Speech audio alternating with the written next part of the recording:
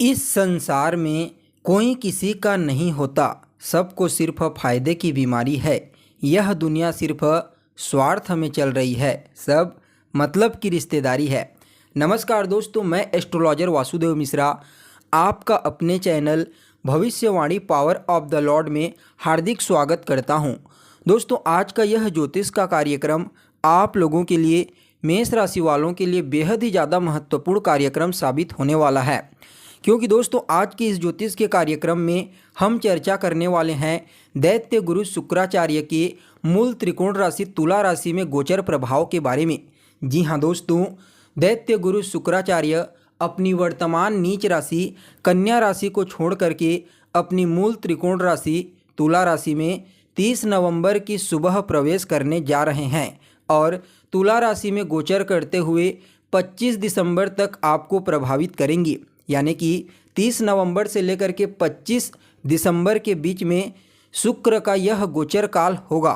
तो ऐसे में दोस्तों जानने का प्रयास करेंगे शुक्र महाराज अपनी मूल त्रिकोण राशि तुला राशि में गोचर करते हुए आने वाले 25 दिनों तक आपको किस प्रकार का फलाफल देने में सक्षम रहेंगी, कहाँ कहाँ पर आपको विशेष रूप से लाभ की प्राप्ति होगी, कहाँ सावधानी बरतने की आवश्यकता है और शुक्र की इस गोचर काल को बेहतर बनाने के लिए क्या उपाय करना चाहिए, हर एक जानकारी आपको विस्तार के साथ बताएंगी।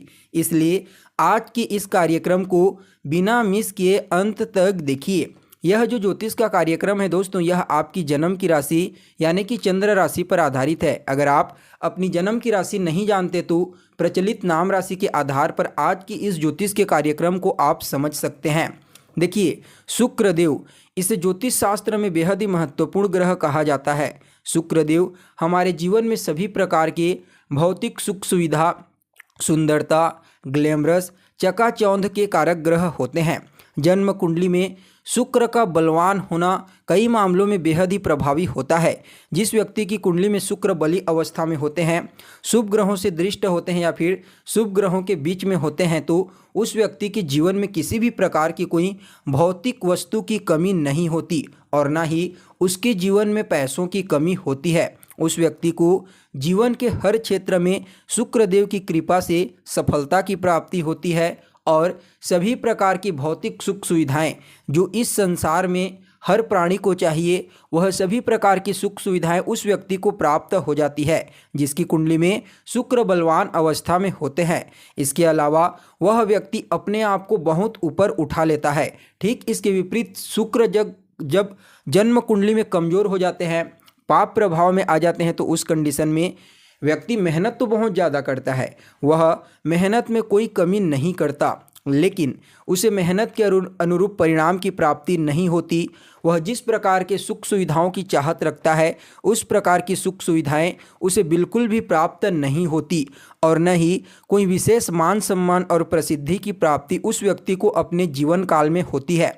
इसलिए दोस्तों, शुक्रदेव का हर किसी की कुंडली में हर अवस्था में बलवान और शुभ होना बेहद ही आवश्यक माना जाता है। तो देखिए, आप लोगों के लिए यानी कि मेष राशि वालों के लिए शुक्र का यह गोचर आपकी राशि से सप्तम भाव में होने वाला है।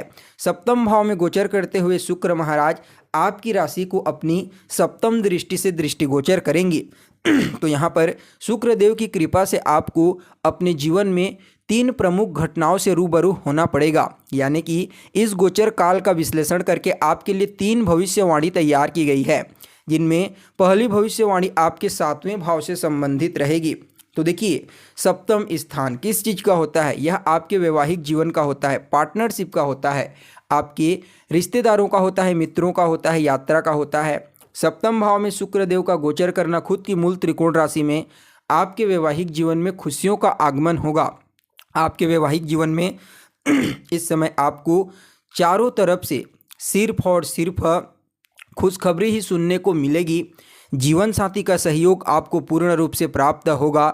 जीवन साथी इस समय आपकी भावनाओं की कद्र करेंगे और एक दूसरे को आप भली भांति इस गोचर काल के दौरान समझने का प्रयास करेंगे और एक दूसरे के प्रति आपका जो प्रेम है वह और ज़्यादा बढ़ जाएगा।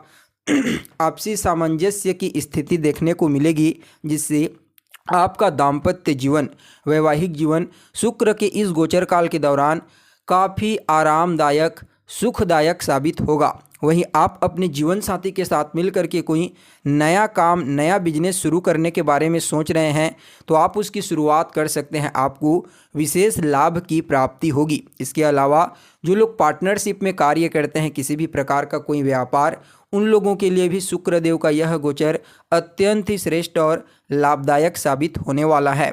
अगर आप किसी भी प्रकार का कोई काम करते हैं वहाँ पर आपको डेली इनकम में वृद्धि देखने को मिलेगी। रोजाना की जो आपकी आय होती है उसमें काफ़ी हद तक इस गोचर काल के दौरान वृद्धि हो जाएगी।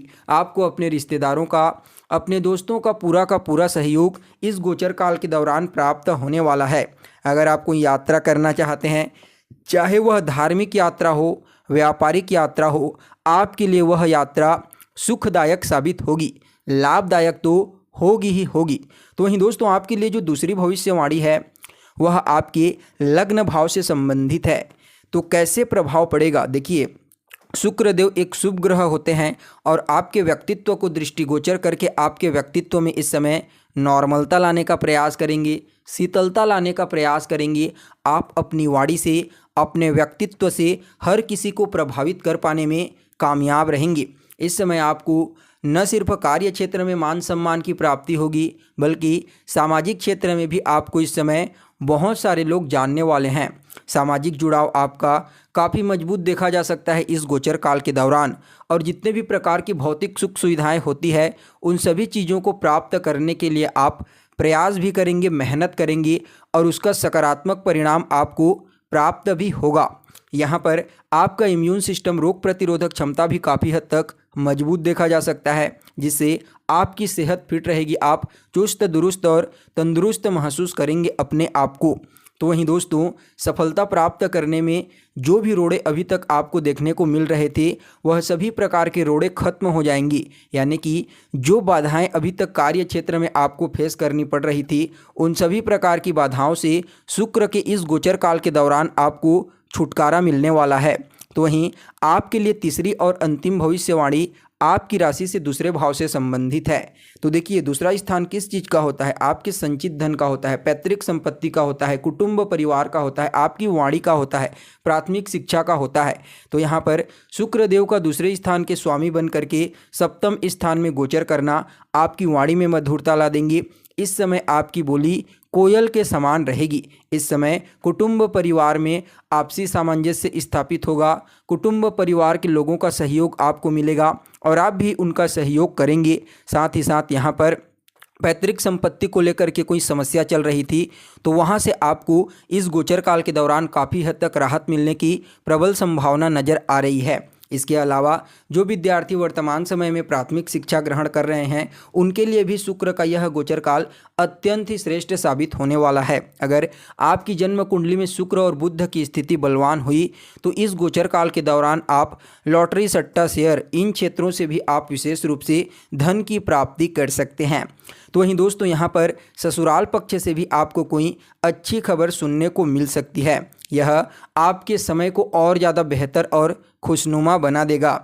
यानी कि ओवरऑल रूप से देखा जाए तो शुक्र का जो यह गोचर काल है आपके जीवन में व्यापारिक दृष्टिकोण से, वैवाहिक जीवन के दृष्टिकोण से और धन के दृष्टिकोण से अत्यंत ही श्रेष्ठ और लाभदायक साबित होगा। फिर भी शुक्र के इस गोचर काल को और ज़्यादा अपने अनुकूल बनाने के लिए आपको शुक्र के कुछ उपाय भी अवश्य करना चाहिए। तो इसके लिए आप क्या कर सकते हैं, सबसे पहले तो आपको रोजाना एक मंत्र ओम द्राम द्रीम द्रोम सह शुक्राय नमः इसका 108 बार करना है।